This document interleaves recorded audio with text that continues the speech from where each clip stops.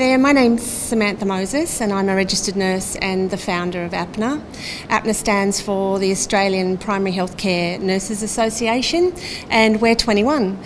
We turned 21 this year and we were formed originally for nurses who are working in general practice, and we have evolved to be here for nurses who work in primary healthcare all over Australia. So we're a national peak body.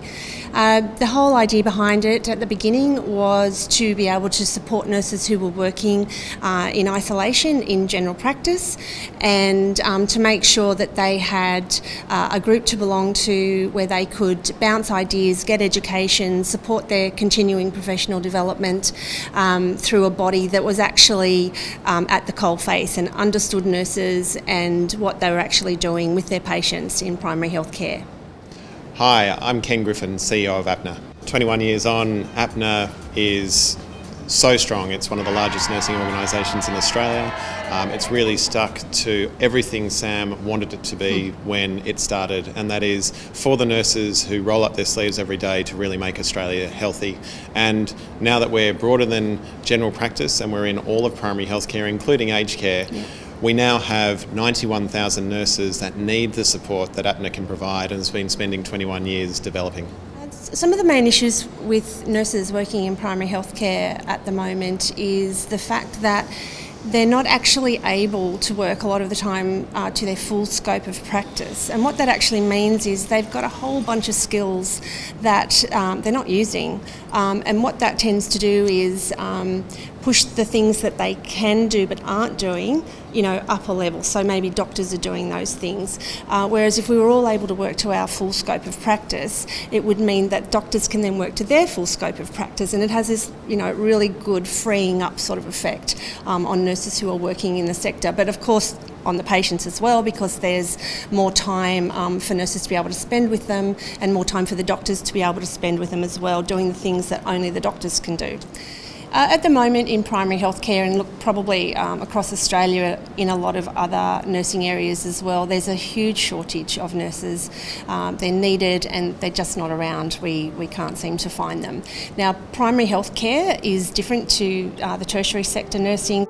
My name is Julianne Badenoch. My name's Jeff Fuller. My name is Maria Young. And I'm a primary healthcare nurse working in correctional health. I work in primary healthcare. As a rural nurse. As a registered nurse. I'm an enrolled nurse. As a clinician. As a general practice nurse. As a refugee health nurse. Primary healthcare nurses work everywhere except in a hospital. So we work in correctional services, in schools, general practices, aged care, community, child and maternal health nurses and sexual health nurses. The list goes on.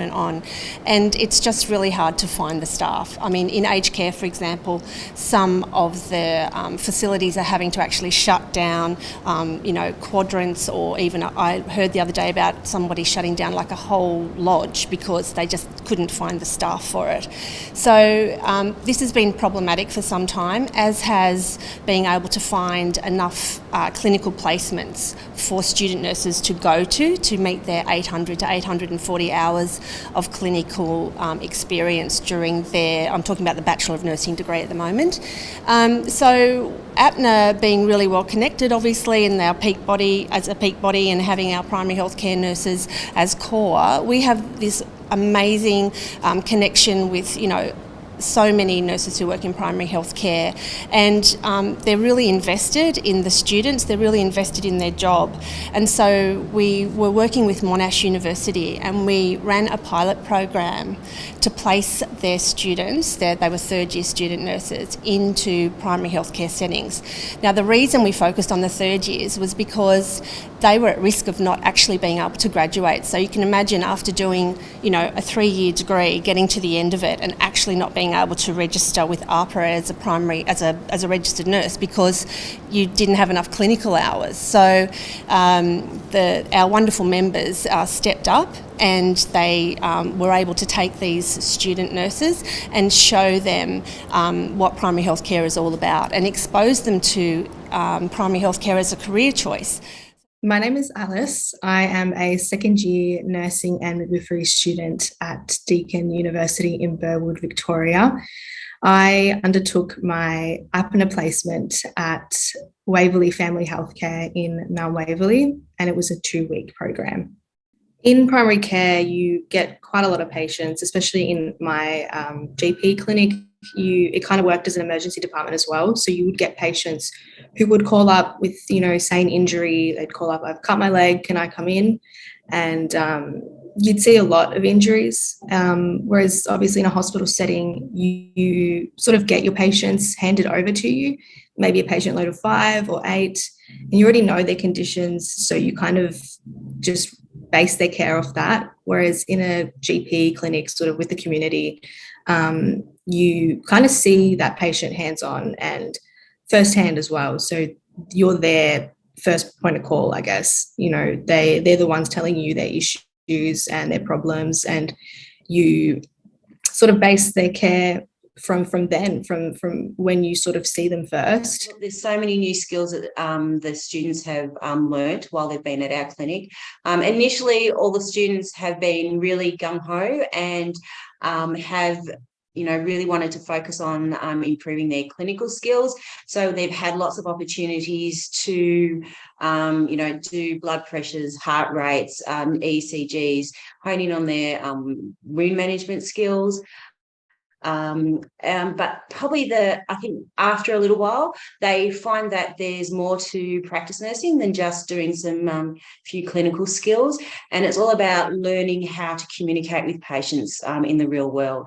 So, learning how to interview patients, learning how to do a lot of chronic disease management, how to find out the information that you need from your patients so that you can provide the best care for them. I learned so many different skills. Obviously, being in a classroom setting, we do have simulated classes where we do practice our skills on a mannequin, but obviously being sort of in a real life experience, you sort of get to practice your skills on a human, which is obviously completely different to being in the classroom setting. And so obviously I did a lot of wound management, so a lot of wound dressings and injections.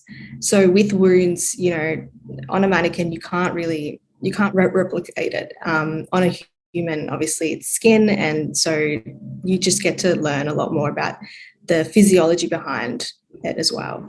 For a lot of students, it's they don't realise what is involved in working in primary care. And when they come, they realise that there is so much more to just doing clinical skills. They realise that there is more to nursing than just probably the hospital setting, and that how nurses provide a vital role in primary healthcare and in preventative health, chronic disease management. I think the value for students is that they get an insight to a different system to the hospitals. The students went in knowing or thinking that they knew what primary health care was, and then came out the other end of the placement having a completely different opinion and idea of what a nurse in primary health care actually does.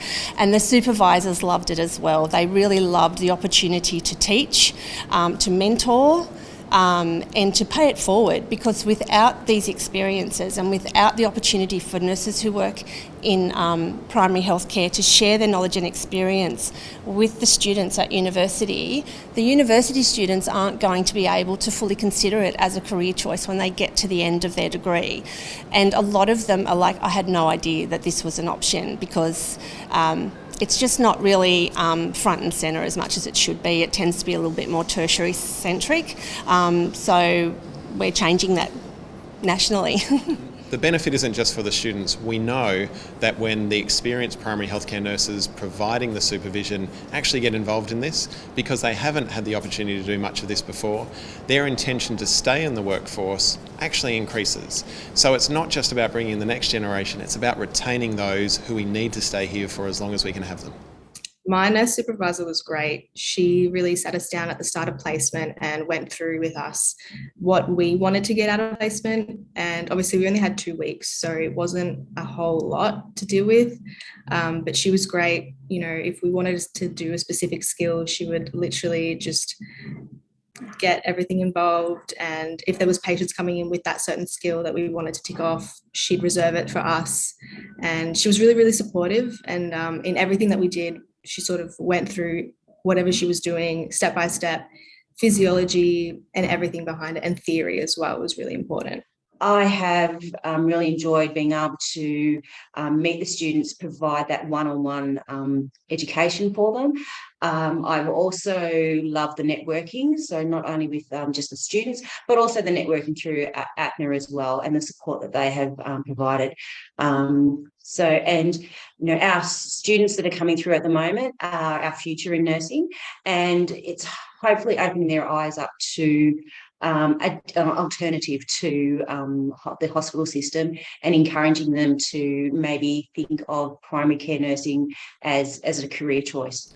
Prior to the pandemic, we'd been lobbying the federal government for a national placement program, but during the pandemic, we just saw the risk of students not graduating and being able to come in to support COVID efforts nationally. And so Apna decided to step into the breach and fund itself a small pilot. And then from there, the pilot grew. So this year we're on track to place 1,000 students, but we started with a pilot program with Monash University with a couple of hundred, and we've built it year on year.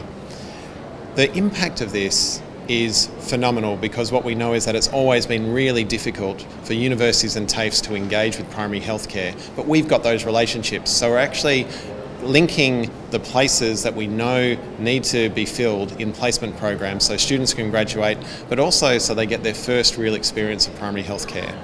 20% of the nursing workforce in Australia, about 91,000 nurses, are primary healthcare nurses. But what we know is that the number of placements in primary healthcare nursing is less than 1% nationally, from the data that we can see. And we want to increase that, because we can't replace those nurses that do all of the prevention and all of the immunisation and all of the chronic disease management in Australia if we aren't giving them that insight early on when they can consider a career before they've graduated.